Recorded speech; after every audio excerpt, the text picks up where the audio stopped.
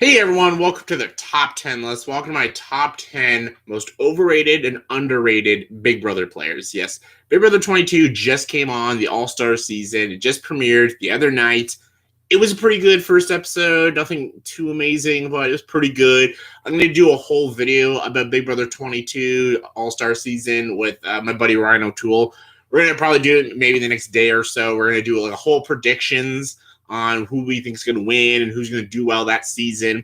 But to celebrate Big Brother All Stars Part 2, I thought I'd do another Big Brother top 10 list. I thought I'd do overrated and underrated Big Brother players because there's some players I feel like don't get enough love, and they should be. I think their gameplay is incredibly good, and people just don't recognize how great their gameplay is. And then there's people who get all this praise, and they're like very big players, and they're famous players, and I just don't understand why. Some of them have even won the game, and I don't even know why they won the game. And I don't think, just because you won the game, I don't think that makes you a good player. I just think maybe you have better jury and stuff.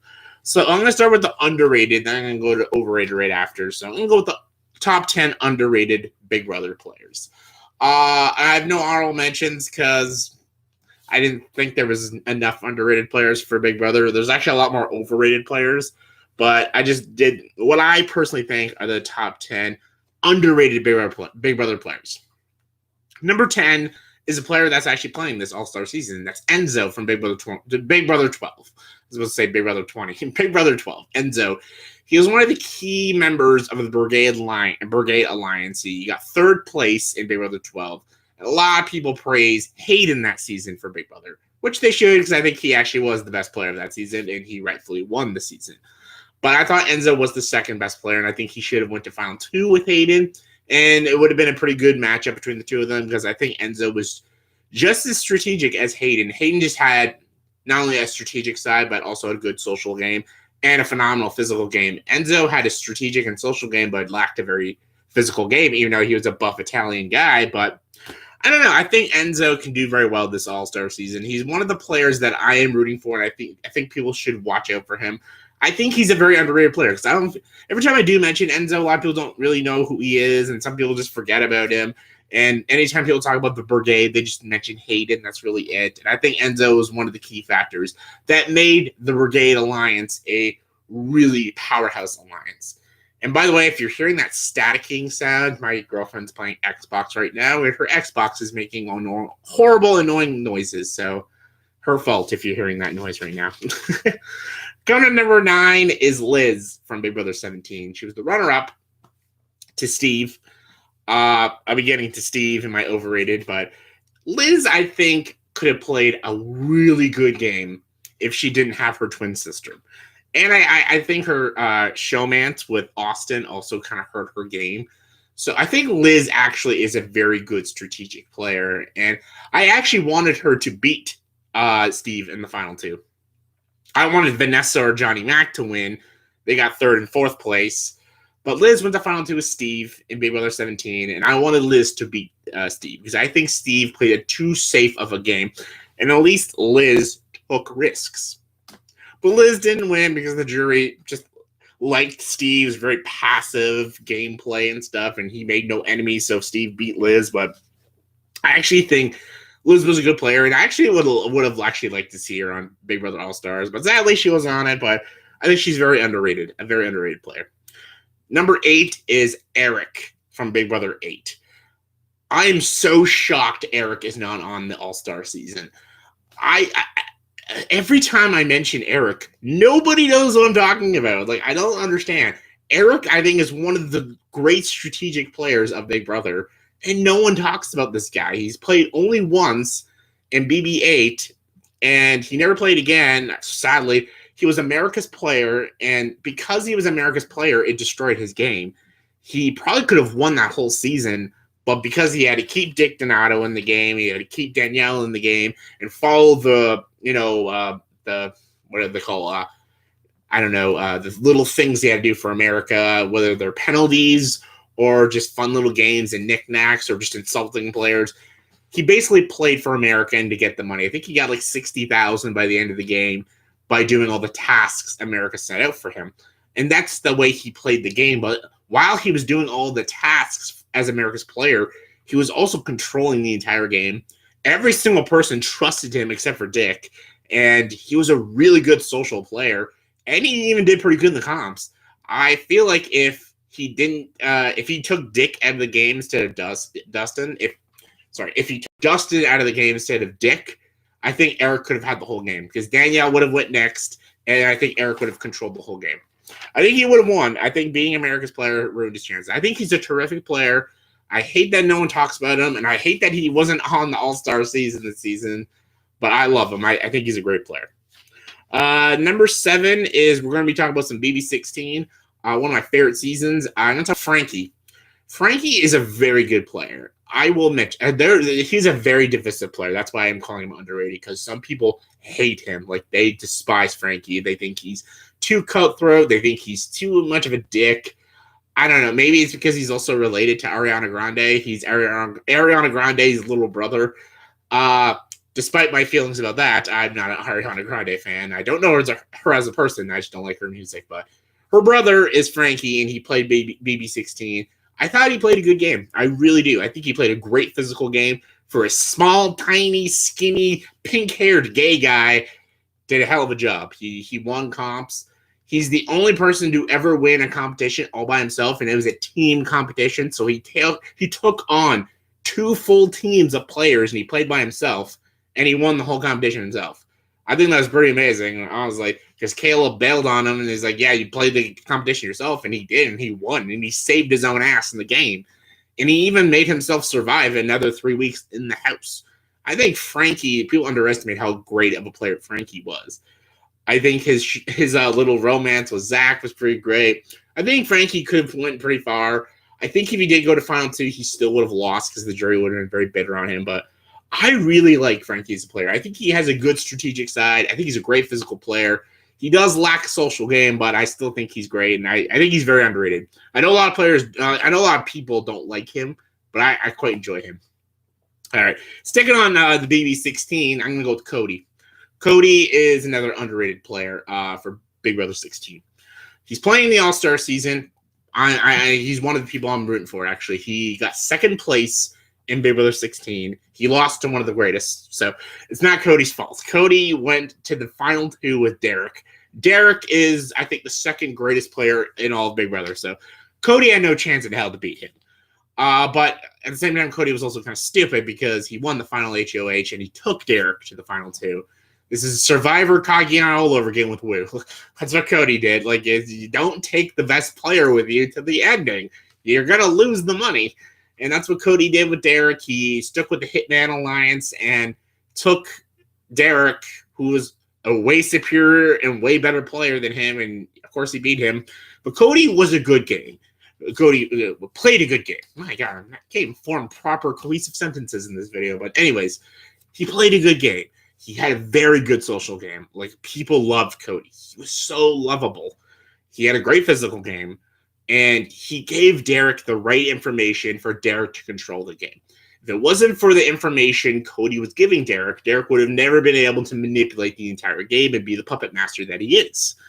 But Cody is still a good player, and and actually he's one of the few players that I am rooting for this All-Star season. He won the very first HOH, and I hope the HOH curse doesn't destroy his game, but I really like Cody. A lot of people don't talk about Cody because when they think of BB16, they think of Derek, but Cody's a very underrated player. All right, top 5. Number 5 is Jerry. Jerry from Big Brother 10.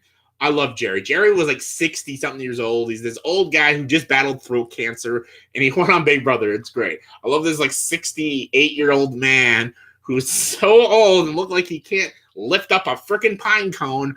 He's on Big Brother. And he made it to 3rd place. He got 3rd place in Big Brother 10. And Big Brother 10 had some very big members. Like, they had Memphis, they had Keisha, they had Ollie, and of course the greatest player ever to play the game, Dan Giesling, who he won that season. But I feel like if Jerry went to the Final 2 with Dan, I think Dan still beats him, but he puts up actually a good competition. And if Jerry went to the Final 2 with Memphis, Jerry wins the game. I liked Jerry because Jerry had a very good social game, and people always looked up to Jerry because Jerry was such an older man, and they never thought he'd do a lot of backstabbing, which he didn't. He played a very loyal, kind-hearted game. That's what happens when an older person, a senior citizen, plays Big Brother. They play very honorable, and they play the game with a lot of integrity, and that's why I respect about Jerry, and I really enjoy Jerry. I heard Jerry try to go on Survivor a couple times, but I don't think he passed the health tests for Survivor, because Survivor is a very risky game, and I know Jerry tried to go on Survivor, but there's a lot of health risks, and plus he had cancer, and like they didn't want to risk putting him on Survivor. I would have loved to see Jerry on Survivor, because I've seen two Big Brother players play Survivor, and they've each played Survivor rather well, so I'd love to see more Big Brothers play Survivor. But Jerry, I love Jerry, underrated player. All right, top 4. Number 4, can't read my own writing. Brett from Big Brother 20. Brett, we all know Brett from this screaming, Scotty, sweet Scotty. I love Brett. I love Brett from Big Brother 20. This guy, absolutely insane. Love him, though. He had no shot in fucking hell of winning the game. But my God, was he entertaining. Another shocking thing that he is not on the All-Star season. I think he gave us some of the most entertaining television of all Big Brother 20. I think him and Tyler are one of my favorite players of Big Brother 20. They got Bailey on there. I don't know why, but whatever. I'm surprised that Casey didn't go on, but I'm glad Tyler, he's my guy to win that whole thing. But Brett, I love Brett. I love his energy. I love his physical game. I love his sense of humor. And I think he's one of the most underrated players ever. Number 3 is a very interesting one. It's Jess from Big Brother 19. Some people might have, I was going to say Christmas from Big Brother 19, because Christmas is playing the season. I even said that she will probably play the All-Star season. I don't hate Christmas, but I don't think she's very underrated. I think she's kind of just meh, and that's what she really is meh. Jess actually, I think, had a good strategic gameplay, but she just had no one to join her alliance because everybody wanted to be aligned with Paul. Everyone wanted to be Paul's ride or die, and Jess did not. Cody and Jess were against Paul, and that's why Cody and Jess left the game rather early. Luckily, Jess and Cody both went on The Amazing Race and won the $1 million on The Amazing Race, but I think Jess should play again. I think Jess has a lot of gameplay still in her. I think she's a very good social player and a strategic player, and I think she's very underrated. All right, number 2. Number 2, a very controversial one. I'm glad to be controversial because that's who I am, a very controversial guy.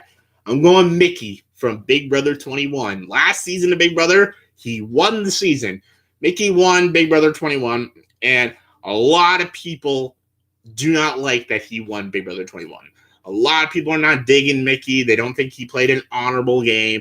They thought he was prejudiced and sexist and all that crap. Everyone thought Nicole should have won Big Brother 21. I'll be getting to Nicole in my other video. I think Mickey played a sensational game.